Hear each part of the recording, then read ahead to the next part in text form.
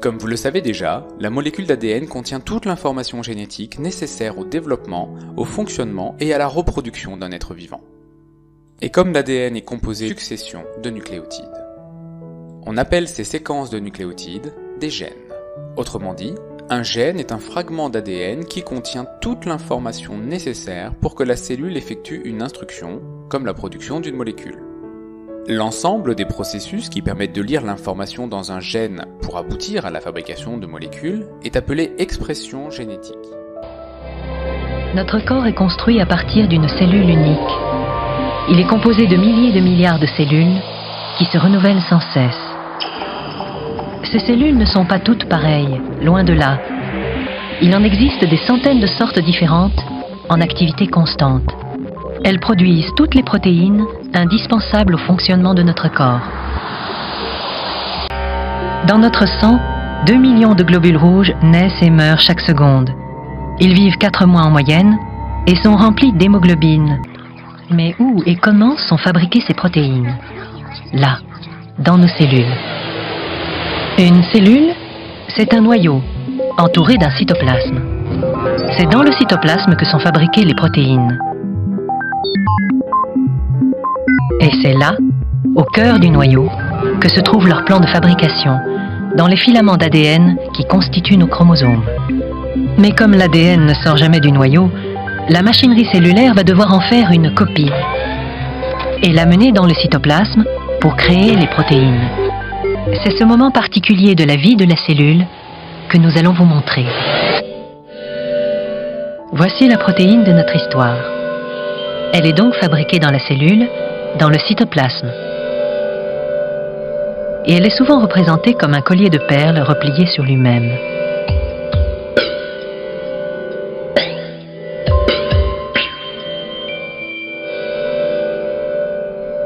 Mais en fait, une protéine, c'est une très grande molécule constituée d'une chaîne de molécules plus petites, les acides aminés.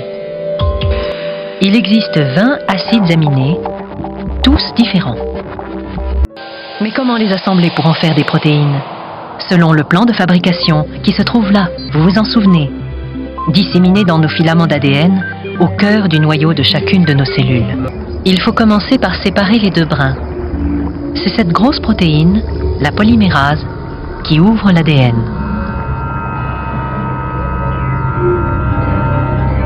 Les nucléotides flottants vont former un nouveau brin, en prenant l'empreinte d'un des brins de l'ADN existant.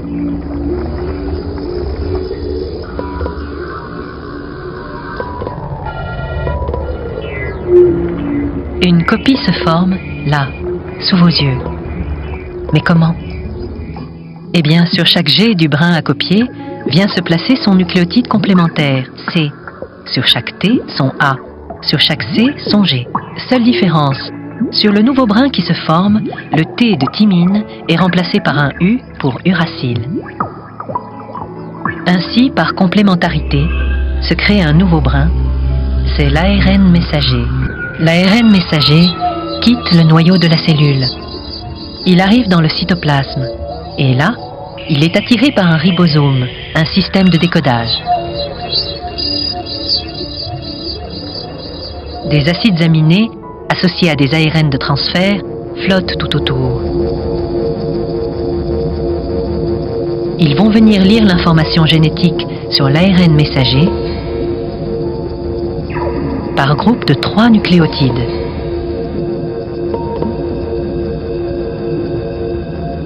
Lorsque les ARN de transfert décodent l'ARN messager, les acides aminés se détachent et s'associent entre eux. Ils forment une chaîne qui sort du ribosome.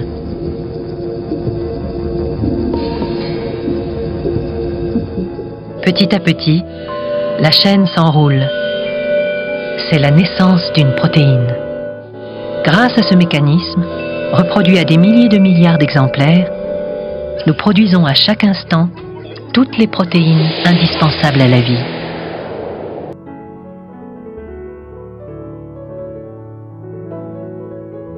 Voyons maintenant en détail comment a lieu la transcription. Voici un fragment d'ADN. On repère bien les deux brins complémentaires et orientés. Seul l'un des deux brins servira à la synthèse de l'ARN. Le brin dans le sens 5', 3', celui qui est en haut, est appelé le brin non transcrit ou brin codant.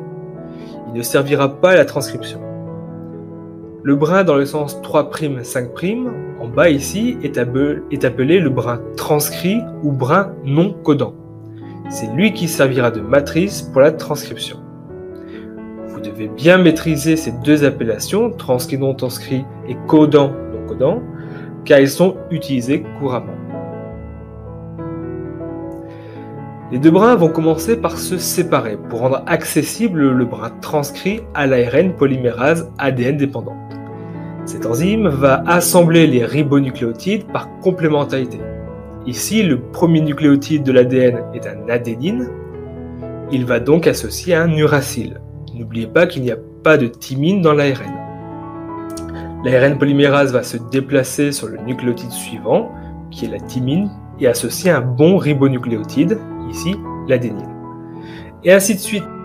Notre ARN polymérase continue son travail jusqu'au bout. En fin de processus, l'ARN polymérase se détache et libère l'ARN nouvellement synthétisé.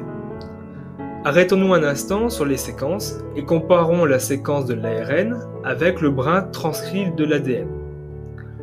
On se rend compte qu'elles sont complémentaires. A avec U, T avec A, C avec G et G avec C. Mais maintenant, comparons l'ARN avec le brin non transcrit de l'ADN. Là, on remarque que les séquences sont quasi identiques, car seules les thymines sont remplacées par des uraciles. Vous devez être donc capable de donner la séquence d'un ARN à partir soit du brin transcrit, soit du brin non transcrit. Récapitulons maintenant la machinerie de synthèse des protéines. D'abord, les ribosomes, qui sont les ateliers de synthèse. Les ribosomes sont des organites cytoplasmiques visibles au microscope électronique.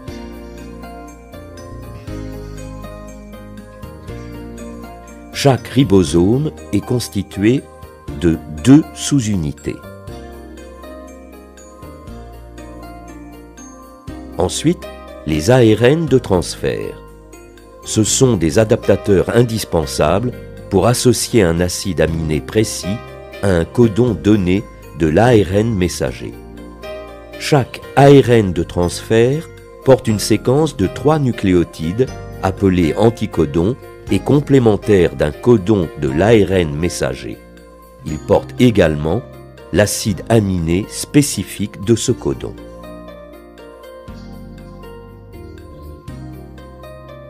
Cette machinerie étant en place, quelles sont les étapes de la traduction? Première étape, l'initiation. Un ARN de transfert, appelé initiateur, s'associe à la méthionine, acide aminé, et se lie à la petite sous-unité du ribosome. L'ensemble ARN de transfert méthionine se place sur le codon initiateur, AUG, de l'ARN messager. La grosse sous-unité du ribosome se lie à l'ensemble. Le ribosome complet est alors prêt à fonctionner et l'ARN de transfert, porteur de la méthionine, occupe le site P du ribosome. Deuxième étape, l'élongation. Cette phase est la phase de lecture au cours de laquelle les mêmes événements se succèdent. En premier lieu, la fixation d'un nouvel ARN de transfert en face du deuxième codon grâce à son anticodon. Cet ARN de transfert apporte un deuxième acide aminé et occupe le site A du ribosome. En second lieu, la formation d'une liaison peptidique, catalysée par une enzyme, entre le nouvel acide aminé et celui qui le précède.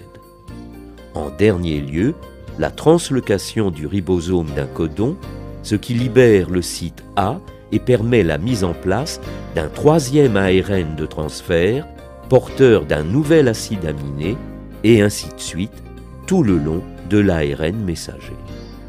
La terminaison ou la fin de la lecture se fait lors du passage du ribosome au niveau d'un codon stop, ce qui détermine la dissociation du complexe ARN messager, ribosome, ARN de transfert et la libération de la chaîne polypeptidique synthétisée.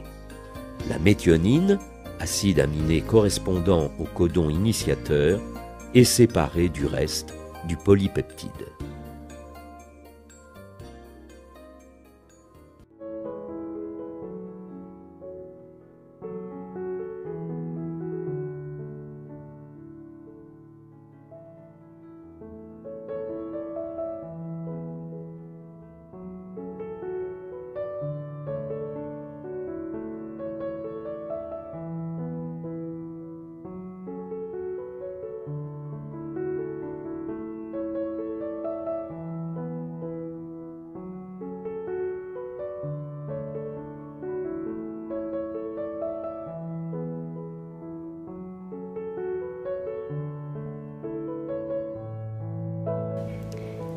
Le code génétique fait correspondre à un triplet de nucléotides, qu'on appelle également codon, un unique acide aminé, où nous verrons un petit peu plus tard un signal stop. On a donc une correspondance entre 3 nucléotides et un acide aminé. Le code génétique est universel, c'est-à-dire qu'il est partagé par tous les êtres vivants. Vous remarquerez que plusieurs codons permettent d'obtenir le même acide aminé. Ici, GGU, GGC, GGA ou GGG qui donnent tous la glycine. C'est ce que l'on appelle la redondance du code génétique. Donc, pour finir cette présentation, il faut présenter 2 types de codons qui sont particuliers. Le premier, c'est le codon AUG, qu'on peut trouver à n'importe quel endroit dans une protéine, mais qui est toujours présent au tout début de la protéine. Dans chaque protéine, vous aurez comme premier acide aminé présent la méthionine, et donc comme premier codon, le codon AUG. On l'appelle le codon initiateur. Et de la même façon qu'il y a toujours un début à une protéine, il y a aussi toujours une fin. Et cette fin, en fait, est signalée par un codon, ou 3 codons différents, qui sont des codons spéciaux qu'on appelle les codons stop. Alors stop, que vous voyez ici, ce n'est évidemment pas un acide aminé, c'est un signal stop, que je mentionnais ici. Donc il y a 3 codons qui correspondent à ce signal, UAA, UAG ou UGA. Et lorsque vous avez ce codon qui apparaît dans la séquence d'une protéine, eh bien ça signale à la cellule qu'il faut arrêter la synthèse de la protéine, que la protéine est finie. Voyons concrètement comment, lorsque vous aurez à réaliser un exercice de traduction, vous procéderez grâce au tableau du code génétique. Bien évidemment, ce tableau n'est pas à apprendre par cœur, il vous sera toujours fourni. Alors, comme nous l'avons dit, pour réaliser une traduction, on s'intéresse à des triplets de nucléotides. Donc, dans le tableau, vous avez la partie de gauche qui vous présente la première lettre du triplet ou du codon, la partie supérieure qui vous présente la deuxième lettre, et la partie de droite qui vous présente la troisième lettre. Dans l'exemple donné, ici, par exemple AUC, on va d'abord chercher la première lettre, le A. Ensuite, on va chercher la deuxième lettre, le U. Donc, le U étant ici, on se retrouve dans cette case-là. Enfin, la troisième lettre, le C, nous permet, soit en passant par le côté droit, mais c'est même inutile, de trouver le bon acide aminé, ici, ILE, qui veut dire l'isoleucine. Donc, pour réaliser la traduction, on trouve la première lettre, puis la deuxième, et enfin, lorsqu'on est dans la bonne case, on trouve la troisième lettre. Et on lit l'acide aminé correspondant.